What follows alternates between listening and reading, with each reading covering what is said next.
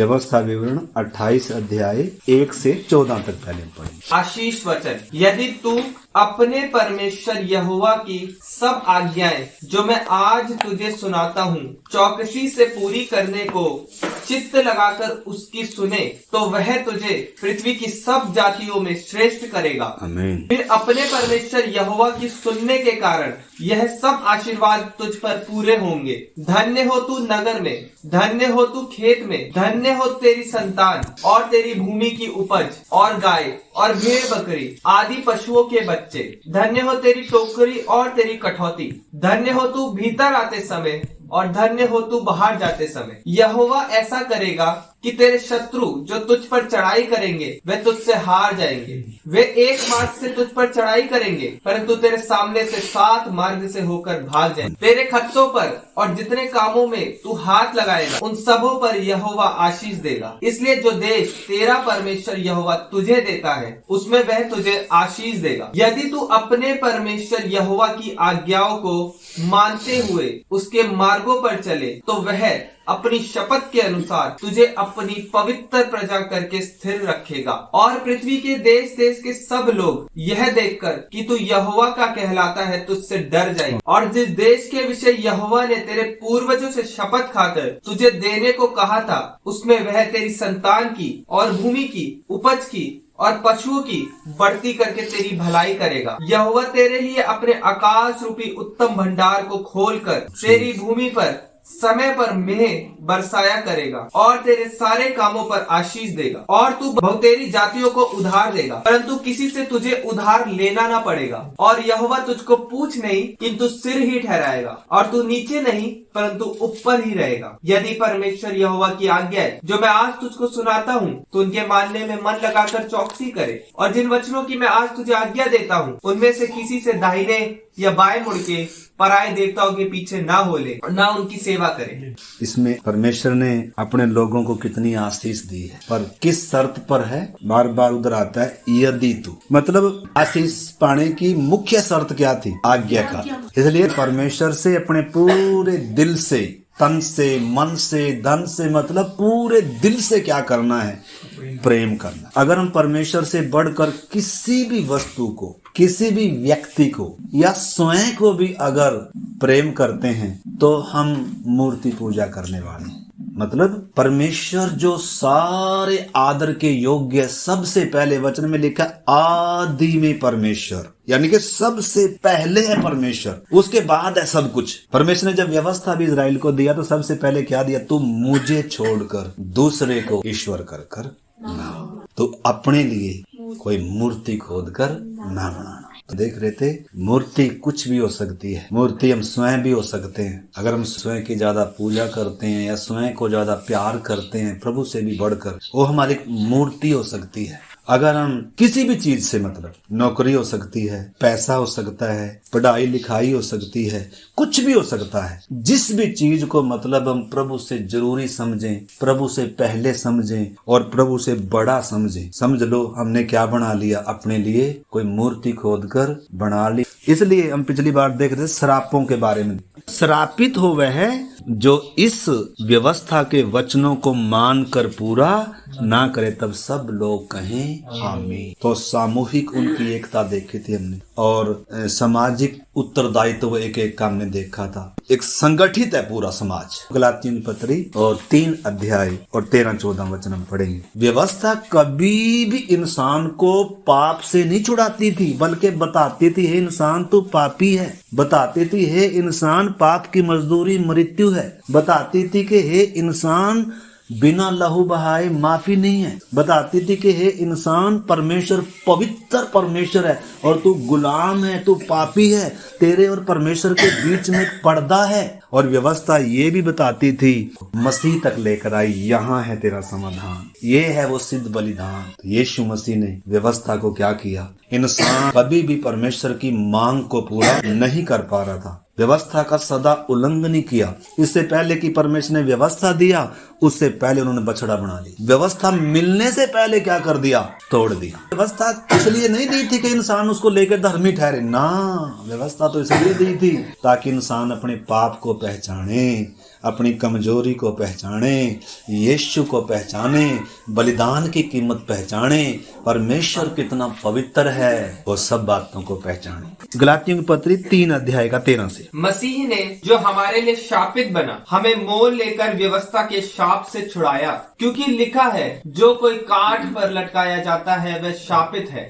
यह इसलिए हुआ कि अब्राहम की आशीष मसीह यीशु में अन्य जातियों तक पहुँचे और हम विश्वास के द्वारा उस आत्मा को प्राप्त करें जिसकी प्रतिज्ञा हुई है। 13 वचन पढ़े दोबारा। मसीह ने जो हमारे लिए शापित बना, मसीह ने जो हमारे लिए श्रापित बना। हमारे ऊपर श्राप था, हमारे ऊपर दंड था, क्योंकि पाप अंदर होने के कारण हम परमेश्वर की व्यवस्था का क्या कर रहे थे? उल्लंघन कर रहे थे। व्यवस्था परमेश्वर की मांग है, लेकिन इंसान व्यवस्था को क्या नहीं कर पा रहा था? पूरा नहीं कर पा रहा था। परमेश्वर की मांगों को पूरा नहीं कर पा रहा था। परमेश्वर का स्टैंडर्ड, वो 10 आज्ञाएं वो दिखाता है, वो स्टैंडर्ड, इस स्तर पर इंसान कभी नहीं आ पाया। व्यवस्था इंसान को क्या ठहराती थी? इंसान तू पापी है, इंसान तुझे बचाए जाने की जरूरत है। और व्यवस्था ही इंसान को रास्ता भी दिखा रही थी, मार्ग भी बता रही थी कि यीशु मसीह है वो सिद्ध बलिदान। ये जितने बलिदान थे वो सब यीशु मसीह की बलिदान की क्या थे? छाया थे। तो इधर हम देखते हैं, बढ़िए 13। मसीह ने जो हमारे लिए शापित बना, हमें मोल लेकर व्यवस्था के शाप से छुड़ाया, क्योंकि लिखा है, जो कोई काठ पर लटकाया जाता है वह शापित है। यह इसलिए हुआ कि अब्राहम की आशीष मसीह यीशु में अन्य जातियों तक पहुँचे। तो हमने आशीष भी पहचानना है, हमारे तक कौन सी आशीष पहुंची है। अब हम श्राप के अधीन नहीं है। व्यवस्था विवरण 21 अध्याय का 22 से 23 तक पढ़े। फिर यदि किसी से प्राण दंड के योग्य कोई पाप हुआ हो जिससे वह मार डाला जाए और तू उसके शव को वृक्ष पर लटका दे, तो वह शव रात को वृक्ष पर टंगा ना रहे, अवश्य उसे उसी दिन मिट्टी देना, क्योंकि जो लटकाया गया हो वह परमेश्वर की ओर से शापित ठहरा। यीशु मसीह को क्रूस की मृत्यु ही क्यों दी गई? लकड़ी पर ही क्यों लटकाया गया? मृत्यु तो और भी बहुत प्रकार की है, लेकिन व्यवस्था में लिखा है जो काठ पर लटकाया जाता है वो श्रापित है। काठ पर क्यों? न तो जमीन इसको ओट रही है, न आकाश इसको क्या करे, बीच में लटका हुआ। मत स्वर्ग का भी इसके ऊपर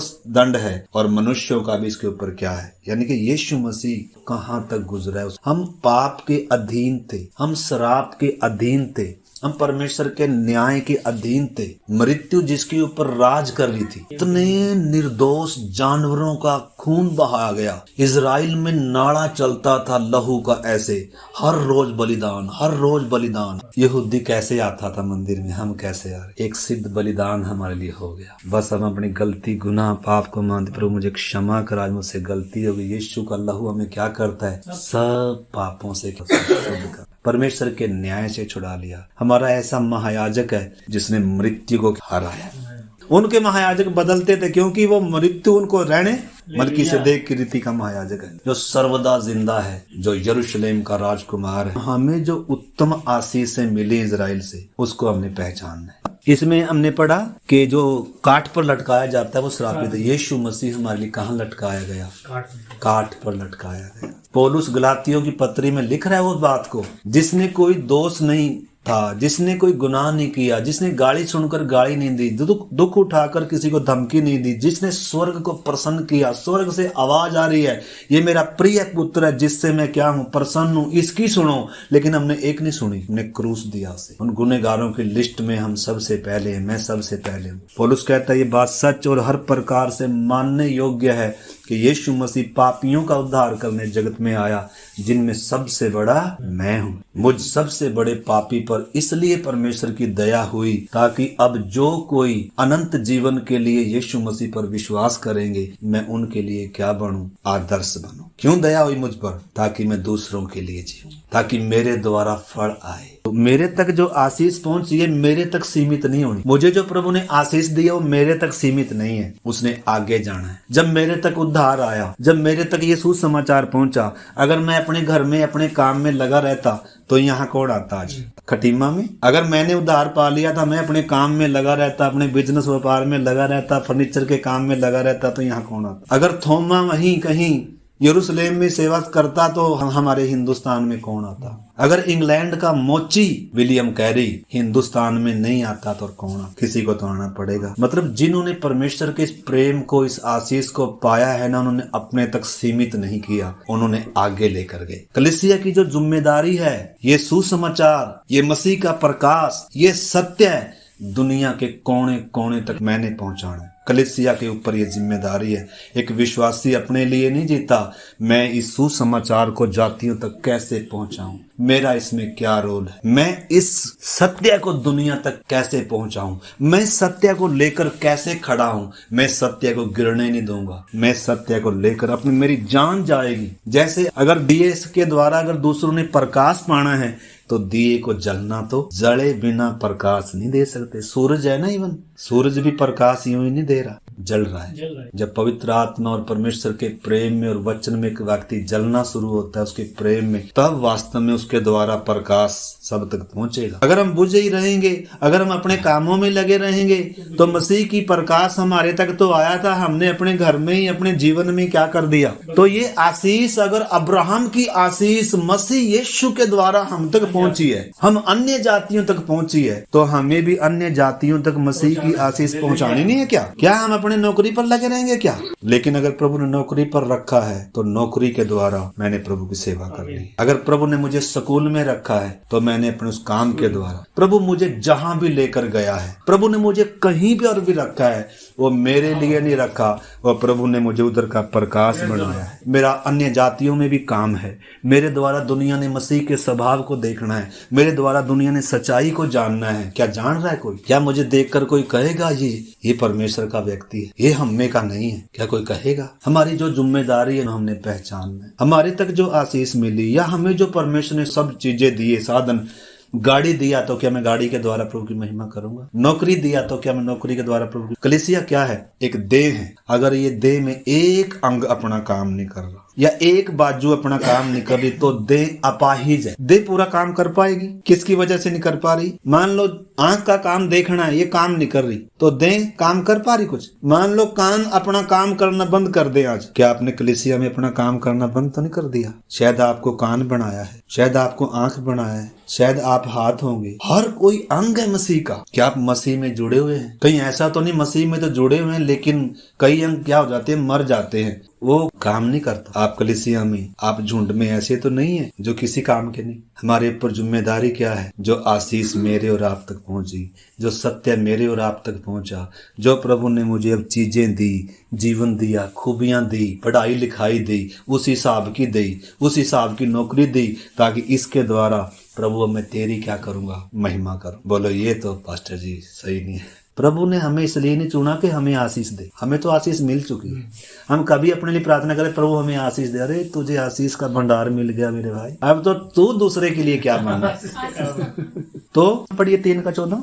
यह इसलिए हुआ कि अब्राहम की आशीष मसीह यीशु में अन्य जातियों तक पहुँचे, और हम विश्वास के द्वारा उस आत्मा को प्राप्त करें जिसकी प्रतिज्ञा हुई है। तो आशीष क्या है? जिसकी प्रतिज्ञा हुई थी। देखो, उत्पत्ति में परमेश्वर ने प्रतिज्ञा मसीहा की करी थी, उद्धारकर्ता की करी थी, वो हमें आशीष मिल गई है। पुराने नियम में प्रतिज्ञा करी थी परमेश्वर ने, मैं अपना आत्मा सब मनुष्यों पर क्या करूंगा? वो पवित्र आत्मा है, वो महान आशीष जो हमारे अंदर आकर क्या कर रहा है? वास कर रहा है। परमेश्वर की संतान होने का सौभाग्य वो सबसे बड़ी आशीष है। दुनिया की आशीष कूड़ा है, धन हो, दौलत हो, कूड़ा है, कबाड़ है, ये थोड़े समय के लिए देकर रखा हो, ये तो संसार के लोगों के लिए है। सोना कितना कीमती है, इसको पीछे भाग रहे हैं। लेकिन जिसकी आंखें खुल गई वो पैसे के पीछे नहीं भाग रहा। इस बात को समझना है। मैं और आप आज किसके पीछे भाग रहे हैं? वचन में क्या लिखा है? तुम पहले क्या करो? पढ़ लो, देखो मत्ती 6:30 से पढ़ो 33 तक। इसलिए जब परमेश्वर मैदान की घास को, जो आज है और कल भाड़ में झोंकी जाएगी, ऐसा वस्त्र पहनाता है, तो हे अल्प विश्वासियों, तुमको वह इनसे बढ़कर क्यों न पहनाए। अल्प विश्वासी बोल गया। देखो फूलों को कलर दे रखा परमेश्वर ने, हमें भी कलर दे सकता था परमेश्वर। मेरे बाल अभी पीले होते, लाल होते, परमेश्वर दे सकता था, कर सकता है अभी खड़े खड़े। इसकी जरूरत ही नहीं भाई साहब। अभी परमेश्वर मुझे एक कान और लगा सकता है, लेकिन उसकी जरूरत नहीं है। अभी परमेश्वर मुझे इधर 2-3 सुराख कर सकता है, लेकिन उसकी जरूरत ही नहीं है क्या? जो चीज हमें चाहिए था ना, परमेश्वर से कोई गलती नहीं। हमें कलर कैसा चाहिए था वो भी उसने सिलेक्ट किया है। हमारा कद कितना होना था वो भी उसने सिलेक्ट किया है। हमें किस जाति में आना था वो भी उसने सिलेक्ट किया है। हमने कितनी पढ़ाई करनी थी वो भी उसने सिलेक्ट किया है। किस मोहल्ले में रखना है, किस गाँव में रखना है, सब सिलेक्टेड है। परमेश्वर को मालूम था मुझे ये बंदा इधर चाहिए। मुझे देह में भी जैसे ना हर अंग का देखो, परमेश्वर ने हर चीज को सही जगह पर लगाया, कोई गलती नहीं हुई। कुछ भी परमेश्वर से गलती, पहला आदम भी ऐसा था, आज हम आदम का ही मॉडल है। जैसे दुनिया सोचती है अरे यार अपडेट करते रहो, हर चीज में क्या होता है हर चीज में अपडेट होता है। अभी नए फंक्शन आ गए, जैसे किसी चीज में। पहले मोबाइल कैसा था, आज कैसा है। पहले रेलगाड़ी कैसे थी, पहले हवाई जहाज कैसे थे। यानी कि इंसान सीख रहा है, धीरे धीरे अकल आ रही है, अरे इसको ऐसे करने से ठीक होगा। लेकिन परमेश्वर से कोई गलती हुई है क्या? मिट्टी का ठीकरा कह सकता है, झगड़ सकता है अपने कुम्हार से, तूने मुझे ऐसा क्यों नहीं बनाया, मुझे तो ऐसा होना चाहिए था, मुझे तो ऐसा कलर होना चाहिए था, प्रभु तुझसे गलती होगी कोई। तो हमें मतलब परमेश्वर ने हमें बिल्कुल क्या बनाया है, सही बनाया है। और परमेश्वर ने कोई भी हम में से फालतू नहीं है। कलीसिया में हर एक विश्वासी का एक जगह है, उसका एक काम है, और उसका व्यक्तिगत परमेश्वर के साथ क्या है, एक संबंध है। बाकियों के साथ भी क्या है, जुड़े हुए। तो मैंने और आपने मेरे प्यारे भाई बहनों अपने जगह को, अपने काम को, अपने संबंध को पहचान। मसीह में मेरा स्थान क्या है, मसीह में मेरा संबंध क्या है, मसीह में मेरा काम क्या है। कलीसिया की जिम्मेदारी है दुनिया तक सुसमाचार लेकर जाना है। परमेश्वर एक स्वर्गदूत को खड़ा कर देगा आज, और इस पूरे खटीमा में क्या कर देगा। स्वर्गदूतों को ये सौभाग्य नहीं दिया। कुरनेलियुस के घर में स्वर्गदूत जरूर आए, लेकिन वो कह रहा है भाई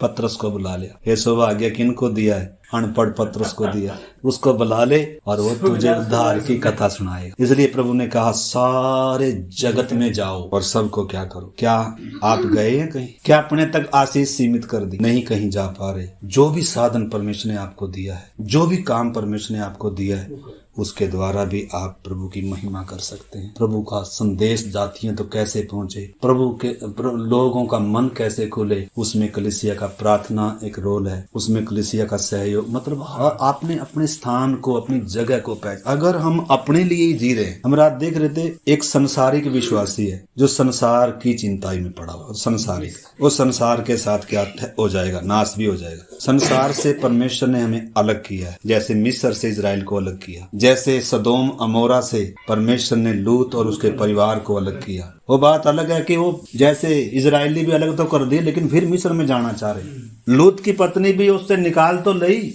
लक्ष्य भी दे दिया, चेतावनी भी दे दिया, विश्वासी है, लेकिन आगे देखने की बजाय, लक्ष्य की ओर देखने की बजाय फिर से पीछे मुड़कर क्या कर रही है, उधर ही क्या होगी, नमक का खंभा। आज हम में से कितने नमक के खंभे बने हुए। श्वास तो चल रही है, लेकिन आत्मिक तौर पर नमक का खंभा है जो पीछे मुड़कर देखेंगे, जो पीछे मुड़कर देखेंगे। जिनका धन दौलत किसमें है, सदोम और अमोरा। प्रभु ने कहा सदोम अमोरा में अपने लिए धन इकट्ठा न करो, ये नाश होने जा रहा है। संसार सदोम और अमोरा है मेरे प्यारे भाई बहनों। इधर कहाँ, ठीक है प्रभु ने अगर मकान दिया या मकान नहीं है, प्रभु ने पैसे दिए मकान बनाना, कोई गलत नहीं है, लेकिन तो भी आप परदेसी और यात्री समझें। पतरस कह रहा है, हे मेरे प्रियो, मैं तुझे विनती करता हूँ कि अपने आप को परदेसी और यात्री समझकर उन संसारिक अभिलाषाओं से बचे रहो जो आत्मा से क्या करती है, जंग है। एक संसारिक विश्वासी है जो संसार की रीति, संसार से प्यार, संसार की चिंता, वो संसार के साथ दोषी ठहरेगा और वो संसार के साथ नाश भी हो जाएगा। दूसरी कैटेगरी में आता है जो संसार से तो निकल आए,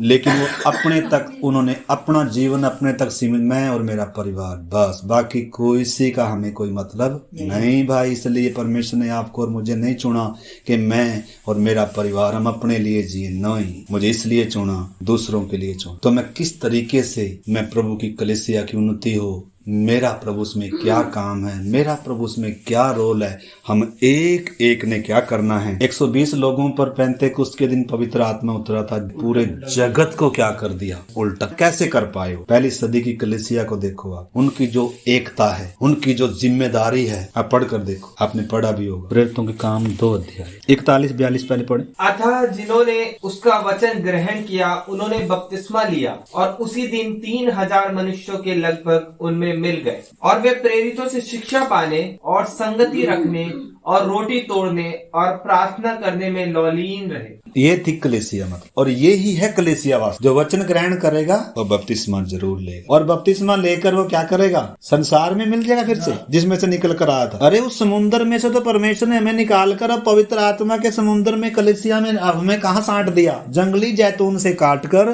उत्तम जलपाई में साँट दिया। यानी कि पाप के तालाब में से हम पूरा डुबकियां मार रहे थे, पूरा मजा ले रहे थे, गंदे थे, पूरा पाप कर रहे थे, सूरों का खाना खा रहे थे, हमें होश ही नहीं था। लेकिन जब अपने आपे में प्रभु हमें लाया, ओ तब पता चला जीवन की असली वास्तविकता। प्रभु पापी गुनहगार पर तरस खा, प्रभु ने हमें उस दलदल से उस निकाल कर धोकर किधर ला दिया? जीवन के जल में हमें लिया, मन बदल दिया, स्थान भी बदल दिया। परमेश्वर के शत्रु थे, परमेश्वर की संतान बना दिया। बोल सकते हैं दलेरी से, यीशु मसीह हमारे लिए श्रापित मृत्यु मरा मेरे प्यारे भाई बहन। इसलिए थोड़ा मरा ताकि हमारे मुंह लटके रहे, इसलिए थोड़ा मरा ताकि अभी भी हम किधर भागे रहे, जहां जैसे पहले भाग रहे थे। किन चीजों के पीछे भाग रहे? बताओ आज इंसान किसके पीछे भाग रहा है? लेकिन मत्ती 6 का 30 से 33 तक। इसलिए जब परमेश्वर मैदान की घास को जो आज है और कल भाड़ में झोंकी जाएगी ऐसा वस्त्र पहनाता है, तो हे अल्प विश्वासियों, तुमको वह इनसे बढ़कर क्यों ना पहनाएगा। इसलिए तुम चिंता करके यह ना कहना कि हम क्या खाएंगे या क्या पिएंगे या क्या पहनेंगे, क्योंकि अन्य जातीय इन सब वस्तुओं की खोज में रहते हैं। अन्य जाति किसकी खोज में है बताओ? उनका मकसद ही है सुबह उठना है और उन्हें क्या करना है। लेकिन एक विश्वासी का मकसद क्या? सुबह उठेगा, सबसे पहले प्रभु से प्रार्थना करता है, प्रभु वचन पढ़ता है, दिन भर आज मुझे तेरे मार्गों पर चला, तेरी इच्छा में चला प्रभु। और जब शाम हुई, दिन भर चल लिया, अब शाम हुई, शाम को बैठकर मूल्यांकन कर रहा है, प्रभु आज मैं तेरी इच्छा के अनुसार यहाँ नहीं चल पाया, यहाँ गिर गया, प्रभु मुझे क्षमा कर। और कल जब सुबह प्रभु तू मुझे एक और दिन दे, प्रभु मुझे तेरे वचन के अनुसार चलने के लिए मेरी क्या करना, मैं स्वर्गीय बातों पर मन लगाऊं, मैं आत्मा की बातों पर मन लगाऊं। यह है कि विश्वासी का मकसद, यह है कि विश्वासी की प्रार्थना, यह है कि विश्वासी की खोज। दुनिया की खोज क्या है? तो इधर प्रभु ने क्या कहा? 33 पढ़ो। इसलिए पहले तुम परमेश्वर के राज्य और उसके धर्म की खोज करो, तो यह सब वस्तुएं भी तुम्हें मिल जाएंगी भाई, वायदा किया है परमेश्वर ने। लेकिन शर्त एक है, प्राथमिकताएं बदलनी होगी, प्राथमिकताएं चेंज करनी होगी। पहले स्थान पर जिनको रखा था उनको बाद में लाना होगा, और जो बाद में था, परमेश्वर हमारे जीवनों में बाद में था, उसको आगे लाना होगा। उसको प्राथमिकता, परमेश्वर के राज्य और उसकी धार्मिकता।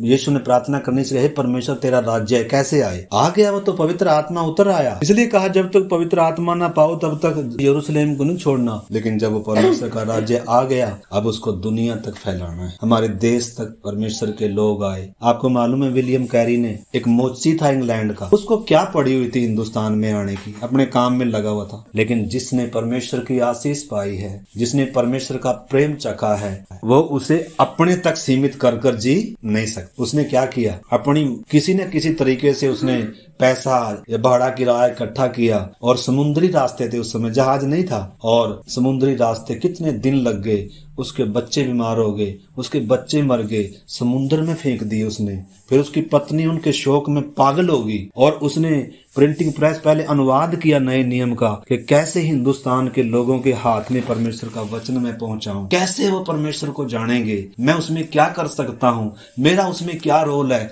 अपने बच्चों को भी क्या दे दी? कुर्बानी दे दी। उसने प्रिंटिंग प्रेस लगाई, उसकी पागल पत्नी ने उसको भी जला दिया। इतनी क्या करी उसने? कीमत दी। हमारे तक ये बाइबल पहुंचने में कितनों का योगदान। आपको मालूम है कितने लोग हैं आज भी बाइबल फ्री में लेते हैं? फ्री में है क्या बाइबल? आपका कलीसिया में कोई रोल तो है नहीं, आप कलीसिया में कोई मदद तो नहीं कर रहे, लेकिन बाइबल भी आप फ्री में ले रहे हो, सॉन्ग बुक भी आप फ्री में ले रहे हो, कैलेंडर भी आप फ्री में ले रहे हो। इससे पता चलता है कि व्यक्ति की सोच क्या है। ये फ्री की चीजें हैं क्या? ये किसी ने हमारे तक फ्री पहुंचाई है? उनका खून उनका क्या लग गया? ये वास्तव में 200 रुपये की नहीं है बाइबल, 200 की है क्या? लेकिन हमें तो कईयों को 200 की भी भारी लगती है। हम तो इसको भी फ्री में में नहीं आई भाई। लेकिन अगर मैं बच्चों के लिए सब कपड़े कीमती, सब हमारे घर में, घर है बाहर है, सब जगह पैसा खर्च करने के लिए हमारे पास, लेकिन अगर बाइबल के लिए पैसा खर्च करने के लिए नहीं तो श्रापित नहीं होंगे क्या? पौलुस कहता है जो परमेश्वर को प्रेम ना करे वो श्रापित हो। श्रापों से परमेश्वर ने हमें मुक्त कर दिया, मसीह ने हमें मुक्त कर दिया, इसलिए थोड़ा किया कि मसीह से फिर नफरत करें। मसीह से अगर प्रेम नहीं है, लेकिन जो मुझसे प्रेम करता है वो मेरी आज्ञा को मानेगा। और प्रभु ने हमें जगत की रोशनी बनाया है। मैं क्या काम कर सकता हूँ कलीसिया में? मेरा रोल क्या है? क्या वचन सुनना ही है बस?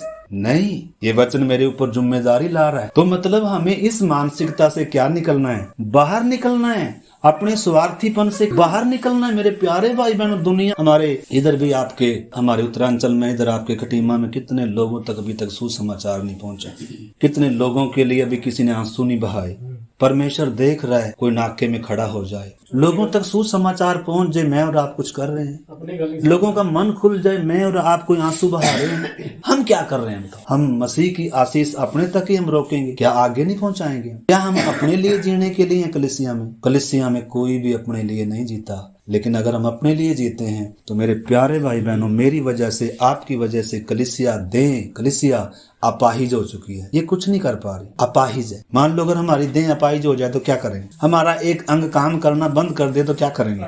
देखो, परमेश्वर ने हमें इतनी बहुमूल्य आशीषें दी है। परमेश्वर कह रहा है तुम पहले उसके राज्य, उसकी धार्मिकता की खोज। प्रभु को हमारी चिंता है मेरे प्यारे भाई बहनों। भूखा नहीं मरने देता, हाँ कई बार भूखा रहने देता है। अपनी सेवा को कलीसिया में, झुंड में, अपने काम को पहचानना है। मेरा क्या काम है? आंसू बहाना, प्रार्थना करना भी सेवा है। हमारी देह के हर अंग का काम है। एक देह अगर काम करना छोड़ जाएगा, कईयों को आंख बनाया है ताकि इसके द्वारा पूरी देह को प्रकाश मिले, कईयों को मोटी हड्डी है ताकि ये पूरे शरीर का वजन उठाए। हम सब ने अपनी जिम्मेदारी को, कलीसिया की जिम्मेदारी, इजराइल की जिम्मेदारी क्या थी? सामूहिक जिम्मेदारी है उनकी, और बहुत सारी बातें थी। तो कलीसिया में हमें भी परमेश्वर ने, मेरे प्यारे भाई बहनों, एक जिम्मेदार विश्वासी बनाया है। एक बहुमूल्य जगह है हमारी, बहुमूल्य संबंध है हमारा, और एक बहुत महत्वपूर्ण काम मुझे और आपको प्रभु ने दिया है। उस तरीके की परमेश्वर ने पढ़ाई लिखाई दी, किसी को अलग अलग वरदान दिए परमेश्वर ने। कोई प्रार्थना करने वाला है, कोई अगुवाई करने वाला है,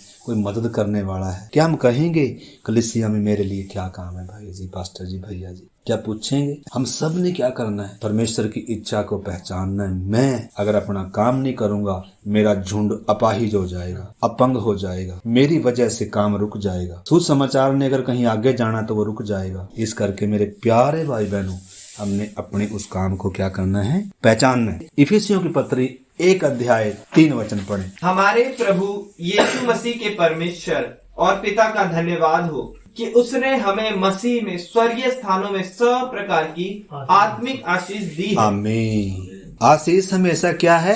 आत्मिक है। स्वर्गीय स्थानों में है हमारी मिरास। मसीह ने हमारे सारे श्राप ले लिए, जो हमारे ऊपर श्राप थे, जिसके हम हकदार थे, वो श्राप किसने ले लिए? जब आप 2 कुरिन्थियों 5 अध्याय 21 वचन पढ़ते हैं, लिखा है जो पाप से अज्ञात था वो हमारे लिए क्या बन गया? पाप बन गया, ताकि उसमें होकर हम परमेश्वर की क्या बन जाएं? धार्मिकता बन जाएं। तो यीशु हमारे लिए श्रापित बन गया। यीशु ने हमारे सारे श्राप अपने ऊपर ले लिए और हमें स्वर्गीय आशीषों का क्या बना दिया?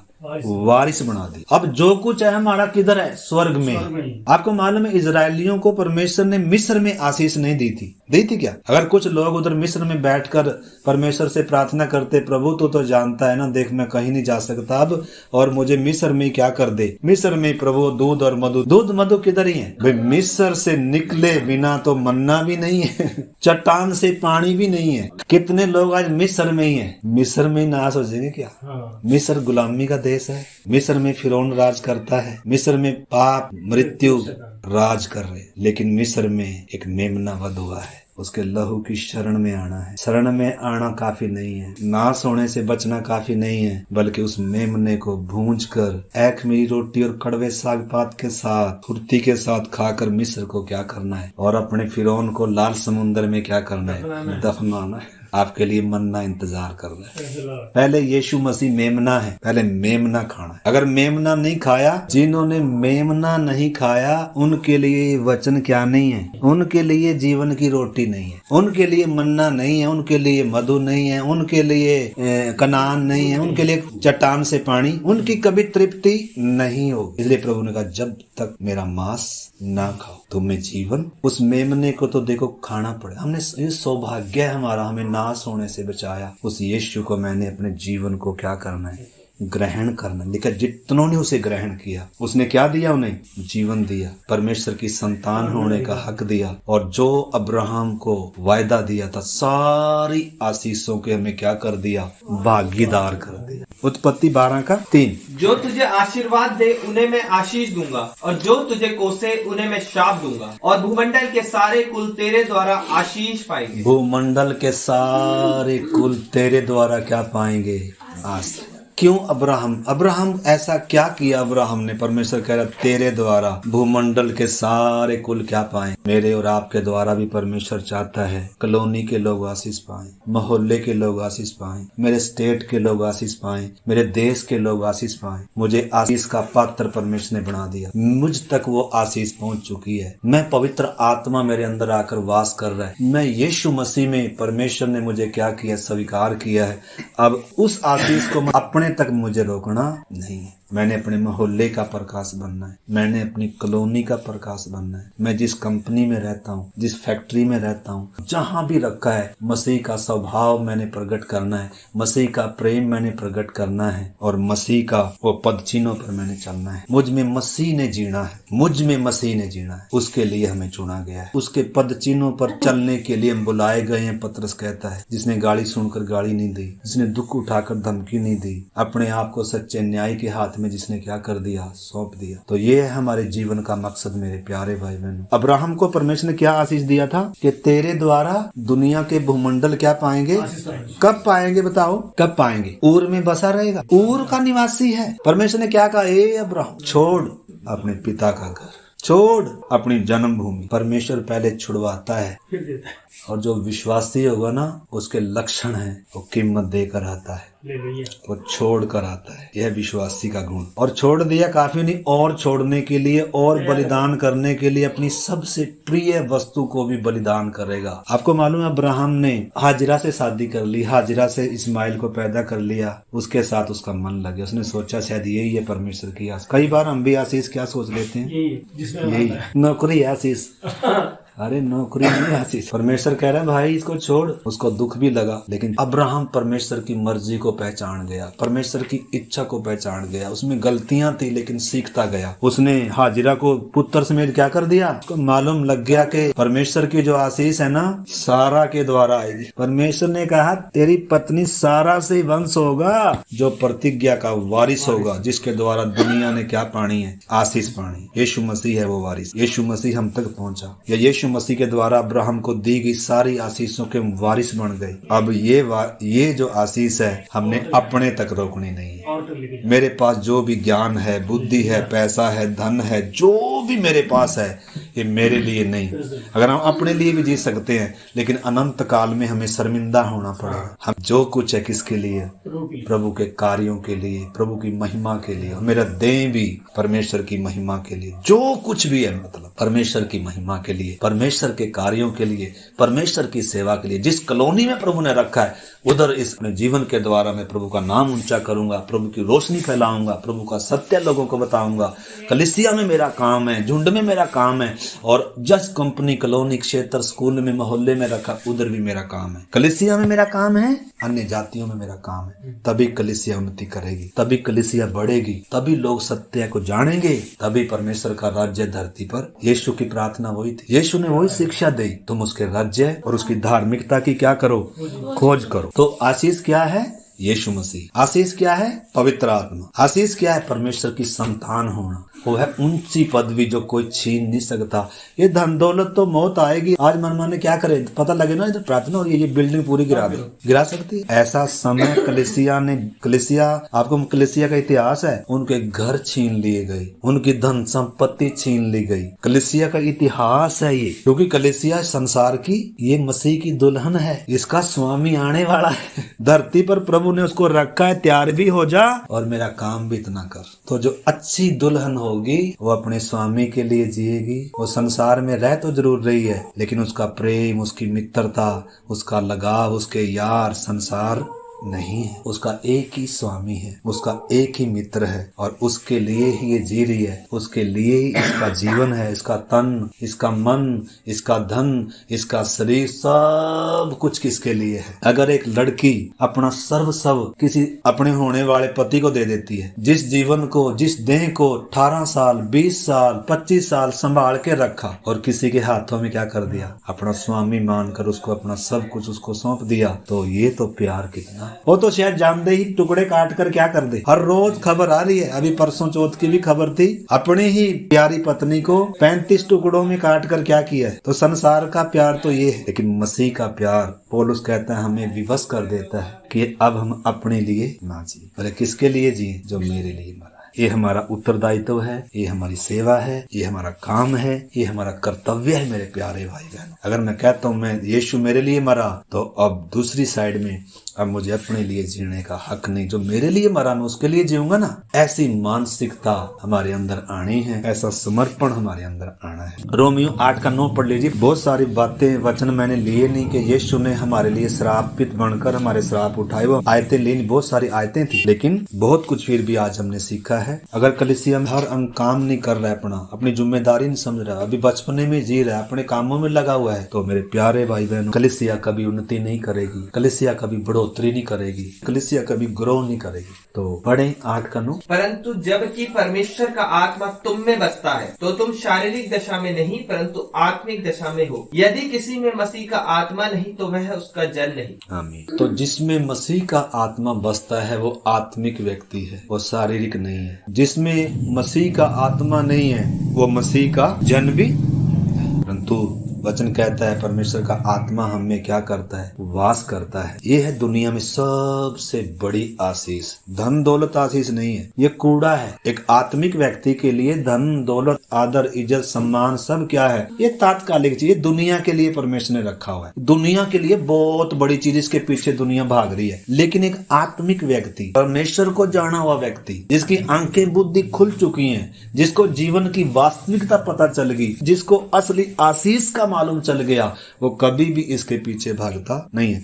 प्रभु ने जो भी हमें भौतिक आशीष दी है, भौतिक चीजें दी हैं, ये भी हमें आत्मिक उन्नति के लिए दी। ये हमें रुकावट न बन जाए। भौतिक चीजें हमारी आत्मिक उन्नति के लिए, कलीसिया की उन्नति के लिए क्या नहीं बनने देनी, रुकावट नहीं बनने देनी। आइए हम अपने जीवन को जानते। अभी हम गीत भी गा रहे थे, उस अविनाशी और अजर मिरास के लिए प्रतिफल रखा हुआ है। अगर हम सत्य के लिए सताए भी जाते हैं, वो स्वर्ग उनको धन्य कहता है, उनके लिए बड़ा प्रतिफल है। अगर हम स्वर्ग के राज्य के लिए भूख सहते हैं, अगर बेइज्जती सहते हैं, आर्थिक तंगी सहते हैं, कुछ भी दिक्कत का अगर हम सामना कर रहे हैं, तो स्वर्ग हमें धन्य कहता है। आइए मेरे प्यारे भाई बहनों, इन दिनों हम अपने स्वार्थों से बाहर आए। प्रभु का आगमन जब इतना निकट है, मुझे देश के लिए प्रार्थना करना है, मुझे लोगों के लिए आंसू बहाना है, मुझे यीशु मसीह की पत्री बनकर लोगों तक सुसमाचार पहुंचाना है। आइए अपनी जिम्मेदारी को, अपने काम को पहचाने। सब कहे प्रभु से, मुझे तेरा प्रकाश बना। अभी गीत तो हमने गाया था, आज का दिन यहोवा ने बनाया है, हम इसमें आनंदित हो। जीवन से ज्योति जले, जीवन ये ऐसा बने, ज्योति में चल हम सके, यही दुआ है तुझसे। प्रभु मेरे द्वारा, मेरे धन के द्वारा, मेरे कामों के द्वारा, मेरे बिजनेस के द्वारा, मेरी पढ़ाई लिखाई के द्वारा, मेरी देह के द्वारा, प्रभु तेरा काम हो, तेरी महिमा हो। ओ प्रभु बहुत से लोगों का उद्धार हो, प्रभु जी बहुत से लोगों का परमेश्वर से मेल हो जाए। ओ अपनी जिम्मेदारी को पहचाने। पहली सदी के विश्वासियों ने ओ अपनी कीमती वस्तुओं को भी ओ प्रभु के लिए बलिदान कर दिया। जातियों तक सुसमाचार पहुंचे। प्रभु मैं उसमें क्या करूं। कितने हमारे कॉलोनी क्षेत्र में ऐसे लोग हैं, आइए हम उनके लिए आंसू बहाएं, आइए हम उनके लिए प्रार्थना करें। कलीसिया में कोई भी फालतू नहीं है, हर अंग महत्वपूर्ण है। आइए आइए हम अपनी जगह, अपना काम, अपना संबंध पहचाने। सब प्रार्थना करें। वचन सुनने के बाद अपनी प्रतिक्रिया दें। प्रभु ने आपसे बात, प्रभु ने अपने हमें इसलिए चुना ताकि हम फल लाएं, बहुत सा फल लाएं। पिता की इच्छा है प्रभु मुझे ऐसी डाली बना दे, उस दाखलता की जो फलों से भरी हो, फलों से लदी हो। प्रभु जी तेरा स्वाद, तेरी मिठास, तेरा उद्धार, तेरी ज्योति मेरे द्वारा दूसरे तक पहुंचे। प्रभु मैं रुकावट न बन जाऊं तेरे काम में, कलीसिया की उन्नति में मैं रुकावट न बन जाऊं, कलीसिया की बढ़ोतरी में प्रभु मैं बाधा न बन जाऊं। अंग से अंग जैसे जुड़ा है, हर अंग अपना काम करता है। प्रभु जी पाँव को अपना काम है, हाथ को अपना काम है, देह में सब लगे हुए हैं खुदावंद। ओ प्रभु धन्यवाद हो, हम प्रत्येक को अपनी जगह पहचानने के लिए अपने काम, अपने प्रभु जी उस महान मिरास को, संबंध को पहचानने वाली मदद कर। ये जो वचन हमने सुना है ये हमारे आशीष के लिए हो। आइए कोई भी हमें से एक जन प्रार्थना करके समाप्त करें। प्यारे प्रभु हम आपका धन्यवाद करते हैं प्रभु इस संगति के लिए खुदावन। प्रभु जैसे हमने वचन में सुना, शापित है वह जो प्रभु को प्यार नहीं करता। खुदावन सब कुछ को हम करें लेकिन प्रेम के साथ करें प्रभु, और ज्यादा आपको प्यार करें खुदावन, अपने जीवन की कीमत को समझे प्रभु, और इन्हीं दिनों आपके आगमन के लिए तैयार हो खुदावन। आपके वचन को प्यार करें, आपकी संगति को प्यार करें, और प्रभु आपके वचन के लिए और भूख प्यास रखे। वचन अमल में लाए प्रभु, मात्र सुनने मात्र से नहीं, समर्पण के साथ प्रभु यहाँ से उठे। हमें अगुए दिए, धन्यवाद करते प्रभु कि हम तो भटकी भी भेड़े थे कि तू अब अपने रखवाले के पास है। खुदावन हमारी सहायता करे, मदद करे जीवन को प्रभु समझने के लिए, जीवन में जीने के लिए प्रभु। धन्यवाद। मसीह यीशु के नाम से प्रार्थना मांगते। आमीन। आमीन।